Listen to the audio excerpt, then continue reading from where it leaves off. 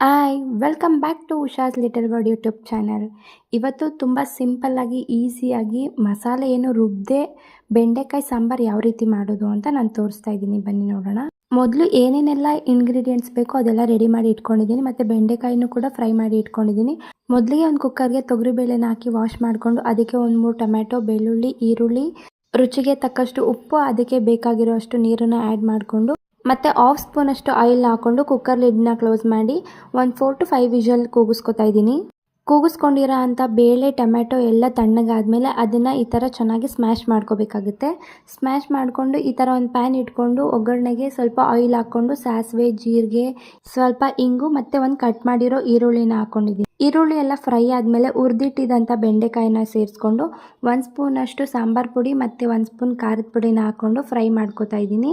ಸಾಂಬಾರು ಪೌಡರ್ನ ಹಾಕ್ಕೊಳ್ಳುವಾಗ ಗ್ಯಾಸ್ನ ಕಡಿಮೆ ಇಟ್ಕೊಂಡು ಹಾಕ್ಕೊಳ್ಳಿ, ಇಲ್ಲ ಸೀದೋಗ್ಬಿಡುತ್ತೆ.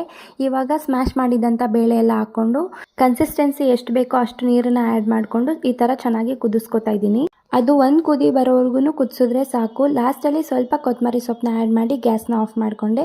ಇವಾಗ ಟೇಸ್ಟಿಯಾಗಿ ಸಿಂಪಲ್ಲಾಗಿ ಬೆಂಡೆಕಾಯಿ ಸಾಂಬಾರು ರೆಡಿ. ಇದು ಅನ್ನದ ಜೊತೆ, ಮುದ್ದೆ ಜೊತೆ, ಎಲ್ಲಾದ್ರ ಜೊತೆನೂ ತುಂಬ ಒಳ್ಳೆ ಕಾಂಬಿನೇಷನ್ ಆಗಿರುತ್ತೆ. ಈ ರೆಸಿಪಿ ನಿಮಗೆಲ್ಲ ಇಷ್ಟ ಆಗಿದ್ರೆ ಲೈಕ್ ಮಾಡಿ, ಕಮೆಂಟ್ ಮಾಡಿ, ಹಾಗೆ ಸಬ್ಸ್ಕ್ರೈಬ್ ಮಾಡ್ಕೊಂಡು ನೋಡಿ. Thank you.